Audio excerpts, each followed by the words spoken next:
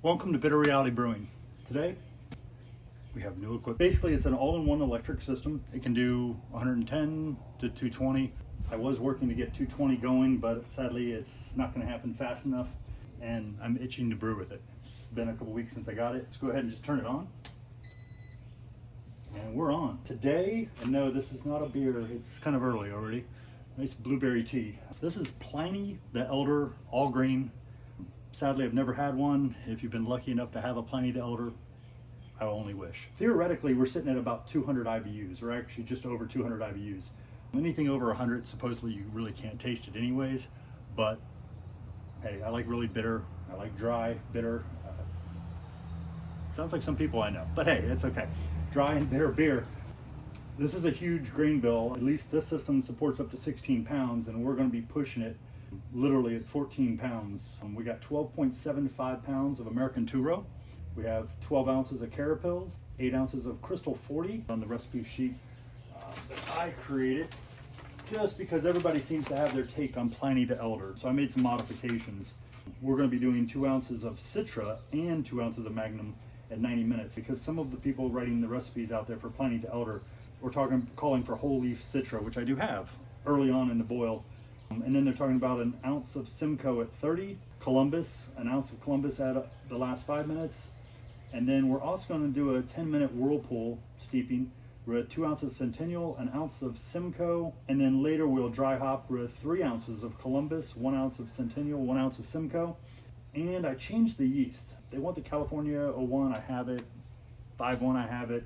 Melbourne yeast, which is very similar, I really like. But actually I ordered some US West Coast Mangrove Jacks, number 44. It will help with that, getting the yeast out, clarifying the beer, and really bringing out the dryness that I'm looking for, since I've never had a Pliny the Elder. And knowing that we're sitting up close to 9% ABV, you're gonna have a lot of perceived sweetness. The higher the alcohol, the more perceived sweetness in a beer. That's why a lot of quads or barley wines taste so sweet. Even if they don't have a lot of residual sugar, they're gonna taste sweet. It's just the way your brain and your tongues and taste buds work. So if going for a drier beer is going to kind of reduce that sweetness in my eyes. We're doing a 110 as far as voltage, so we're calling for 6.5 gallons of water and 1 gallon of sparge. I know that doesn't sound like a lot, but that's what they're requiring, or we're recommending almost. So we're going to be adding our distilled water, the brewing salts as usual. Since we're doing everything new today, we got a new chiller, we got a new brewing system. Okay, I'm gonna go ahead and I'm gonna start adding this distilled water. I'll toss in the brewing salts and we'll check back later. We're gonna mash in at 151. They recommended about 152. I wanna go for 151. The other thing that's recommended by Anvil is to take the temperature of this thing, which we'll go right ahead and increase our temp now. A little trick with this, instead of going from 1 all the way to 100, go down and you'll come back around to 100%. And there it is. I can hear it, the fan's kicking on. It's gonna go up to 151. What they recommend is bring it up to about 163, add your mash, and it's gonna, or add your grains, and it's gonna bring it back down to around 151, 152. I would rather put it in at around 151, let it drop a little bit, and then bring itself back up for our countdown. That way I know I'm capturing certain enzymes, because although the theory is you're going to balance out, you're still putting those grains in, and I like to put them in nice and slow, so I don't want to hit them with a higher temperature and kill off any kind of enzymes that I would have pulled at a lower temperature. I'm all about the enzymes. I've read so much about it, and it really seems to affect the beer more than most people realize, especially if you're doing step mashing, which I prefer to normally do, which can get you a very, very dry beer by getting the enzymes at the lower temps and allowing for more fermentable sugars. But for this one, we're kind of going to stick as close as we can to the recipe for Pliny the Elder, Double IPA. Okay, we finally hit 151 Fahrenheit, power's at 100%. This is what I was talking about, the grain basket. Got little holes in the bottom, little feet, little holes around the bottom edge, which is kind of cool. And this will help it sit so it sits up here with a little support when we go to drain it and sparge. I love that it does not have a stupid pole in the middle. It drives me nuts. I do wish there were holes and a hook that you could just put in here. It would make my life a little easier, because this thing does not sit well and you can't put that little piece in there. The design change would be nice, to have the handle on the inside, or have the handle where it hooked inside and it was easily removed. This thing, you gotta put some effort to pull it out and take it off if you want. But overall, so happy it doesn't have the stupid pole in the middle. So we're gonna go ahead, lower this.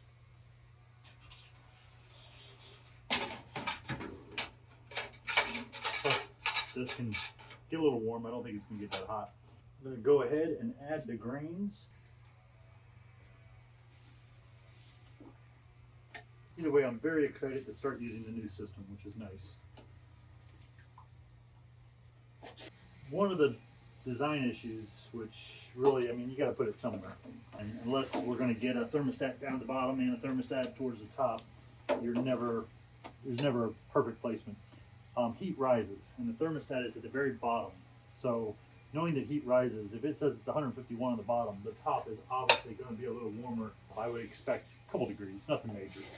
Remember, we have a 14 pounds here. We're about 2 pounds shy of the max on this system.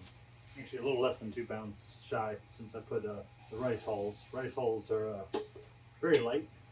We'll just leave it at that. They get very bulky. If you use rice hulls, you know, you can buy a pound of rice hulls and it's like this huge amount of rice hulls.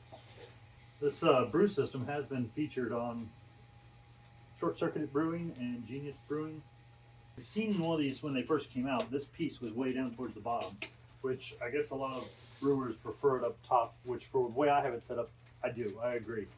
But, I mean, it's an all-in-one system. It's not a big deal. You could put it on a table or a little shelf or a little stand.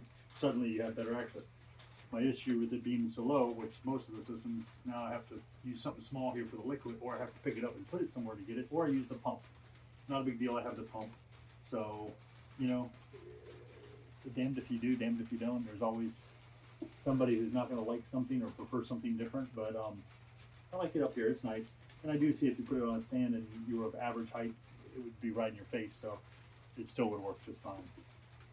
Mashed in at 151. I'm sitting at 152, 153 right now, so because I guess I don't just dump it all in, I held temp very well and ended up overheating my grains, which is good, what I was hoping to avoid. We're going to go ahead and we're going to put the pump on here. Grab that there so we can plug her in. Water from last night from cleaning everything, sterilizing it. Okay. Another concern is plastic, so I may have to buy some spares of these. Don't have a lot of hope or faith in plastic, unless it's a heavy duty type plastic, and these little clamps I wouldn't say are all that heavy duty. Industry thing. It's not something that Anvil invented. It's just something they chose to use, and I understand you want to make it convenient to take it apart. So if you put the metal system on there, you're going to kind of hinder yourself. So go ahead and set that on there. Like I said, I did have a problem with this falling out. Last night when it got warm and wet, it stayed in place, which was nice. And today it's not warm and wet, so it's moving out again. I've had other people I've seen in the forums ask, how do you get these things out? I'm like, I can't get mine to stay in. Something minor, a little frustrating, something very minor. There we go. Here on. We'll just go like that. Okay, we're gonna start the pump. Open the flow. It almost went all the way up itself. And there it goes. We're gonna let this run for about 60 minutes and then we'll get on with the boil. I gotta get all the hops ready. Quite a bit of hops. Okay, we're gonna get our sparge water going. Got about another 25 minutes. And as you can see, this is why I brew under a roof. It's Florida. You never know when it's gonna rain. We got this stuff right here. We're going to put it in during the last 10 minutes. It's called Super Moss. I was watching David Keith Homebrewers. He recommended it and said he's actually seen a big difference. So you only put 1/4 of a teaspoon and there's a few steps. The instructions, of course, are in micro size, so I had to get a magnifying glass out to see it. And we're still sitting at 100%, 151. Things are looking good in here.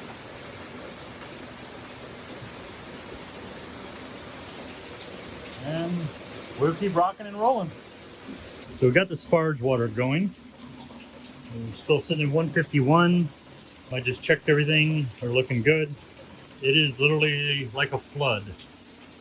The entire area is wet.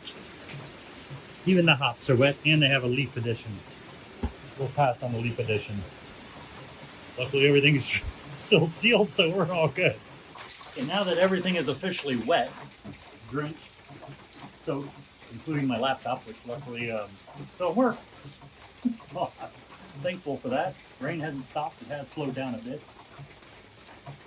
Sparge water top, right at about 170, so we're good. I'm going to stop the pump, pull the thing out, and we're going to move on to boil. I know it's going to take a while, so we're going to go right ahead and move that up now. Oh, there we go. Got it on the first try. Take it all the way up. 212, that's what I thought.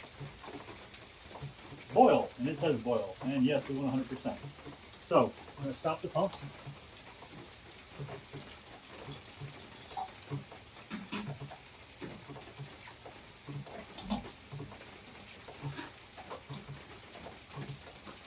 Wood good, yeah. Get the handle, not burning itself. Okay, it's not too bad. So we're going to set that there. Where does that go? I don't know if I can get this in there.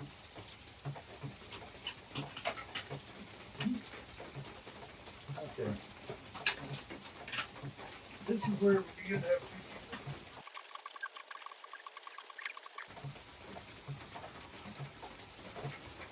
this handle prevents you from putting that in ahead of time when you go pull up. Please, Anvil, consider changing that handle. That way people who currently own systems can either buy a new basket with the handle, or maybe something that'll shove inside and snap inside and pull. It's really, really heavy when you're one person to pull that out and do that, and I don't want to hook a pulley system to my ceiling or roof area. Yeah, that was dangerous and very, very, very dangerous. But the water's running and we must brew on. You see the liquid smoke coming out.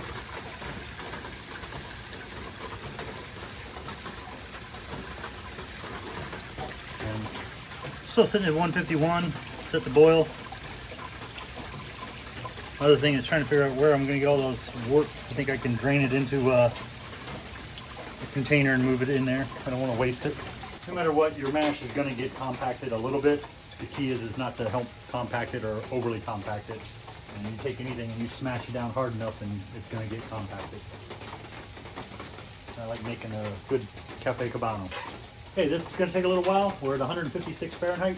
This is going to drain for a little while. I'm in no hurry. Once we get to boil, we'll resume and we'll start brewing Pliny the Elder.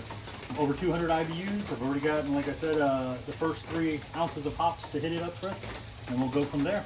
We are at a boil, officially at a boil, and the most dangerous cutting tools, but one of my favorite cutting tools, a razor blade. Nice and simple.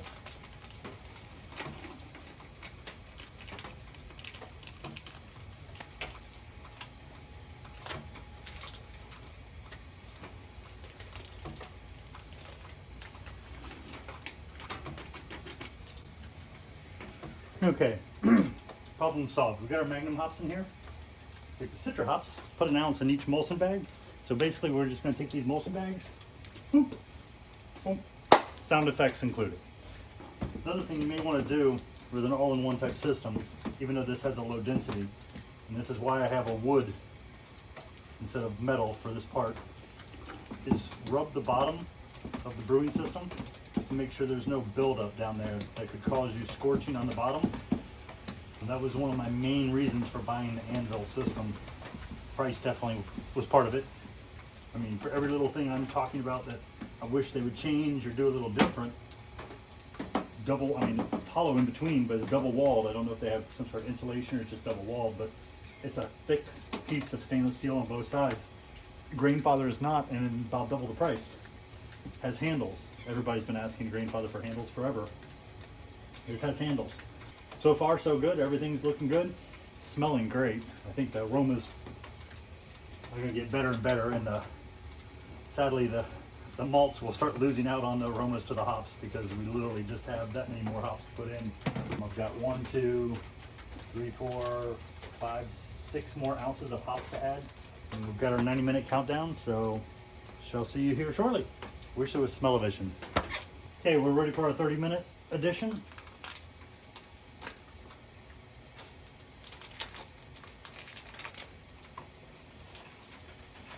I know you're thinking, that's it? Only that, nothing else. Sadly, the majority of these are all for the hop stand at the very end. I believe is 4 ounces. Now we got one Columbus just 5 minutes before, and then we're gonna have a Simcoe and 2 Central, or Centennial.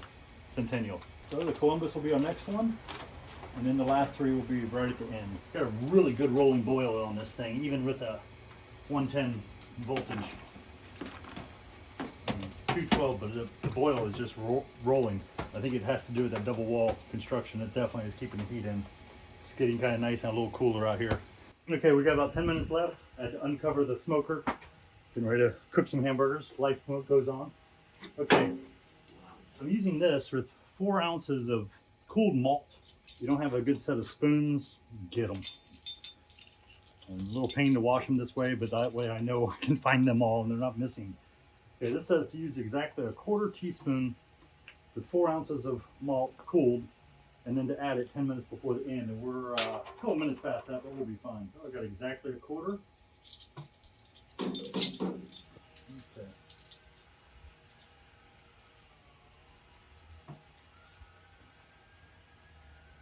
This is our yeast nutrient. Oh. We're going to go with that's good. Now what they say is with this, you're supposed to shake it vigorously. I don't know if that really matters. I told you I'd use these again. It's all foamy. Kind of weird. That's super moss, which I guess is Irish moss. Okay, we got 5 minutes left. Time to drop in the Columbus. Oh, I got all that water there, I don't know. It's been kind of a rough day. Woke up for shortly after getting up this morning, getting this all ready. We had a transformer out front explode. That was fun. Got power about an hour later. I started prepping whatever I could. That's one bad part with electric brewing. You need electricity. Without electricity, you're not brewing. Then we had the flash flood from hell. Torrential downpour. Luckily, the water drained quick and absorbed quick since we hadn't had that much rain in a while. Then my wife's computer just died, so it was overdue for a replacement. I'm currently working to replace mine because it's about 8 years old, so it's well overdue. Okay, turn the boil off. We're still sitting at 212, so we want to get it cool. We need to sterilize this, even though it was sterilized last night. It's been sitting around, it got dust on it. I'm gonna try a little trick here. Let's see if we can lift this, drop that. It appears to have worked. Let me get the temperature down before we start running. Okay, I was looking to get to 160 before I drop the rest of the hops in for the hop stand. We're at 161, that's pretty close. I'm good with that. Well, we're slicing and dicing. We'll take the Centennial, drop that on in there. Got a Simcoe. Dropping that in there. And we should have another Centennial. Yes, we do. And there we go. I'll lift this back up.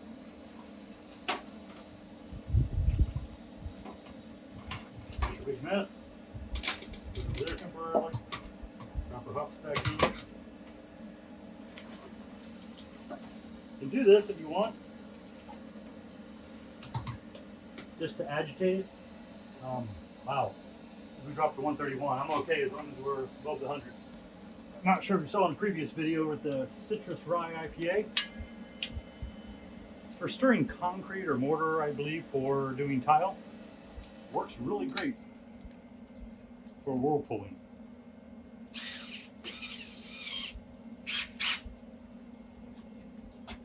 Drop it down right below the hop stand, but you don't want to hit anything down here. There we go. Instant whirlpool. I'm going to do this for about 10 minutes and we'll be back. We're sitting at 122. I kind of adjusted these hoses so I could get it a little deeper in because it does sit up kind of high. We're looking like we're sitting just a hair about 5.5, which means when I pull this out, I'll probably be closer to 5.25 just due to the liquid being displaced by the cooler. It's stainless steel, which I know most people prefer copper. I'm always told copper's better at transferring heat. but I like stainless steel too because it's easier to clean. I've tried to clean the copper. It never quite looks as good as a stainless steel. I may consider a third-party chiller, but other than that, we're sitting at 121. It's going down. I got the water flowing. Our water here in Florida is only around 70, 72 degrees Fahrenheit. It's not that cool, so it takes a little while. I am thinking about doing a counterflow with this later on down the road just to see how much cooler I can get it. Hamburgers, we got them on pecan and cherry, a little bit of hickory. A nice grapefruit cider I've never had before with hops. Pretty good. And the hamburgers are smoky. I know most people don't smoke their hamburgers, but oh my God, once you smoke them, they're amazing. Okay, once we get it down to about somewhere in the neighborhood of mid to high 70s, we'll go ahead and pitch the West Coast yeast and put it in the fermenter around 68 degrees Fahrenheit. Okay, this pump is like crazy powerful. Way more powerful than needed, but it's better to have better than not powerful enough. Saying 77 degrees, if you can see that.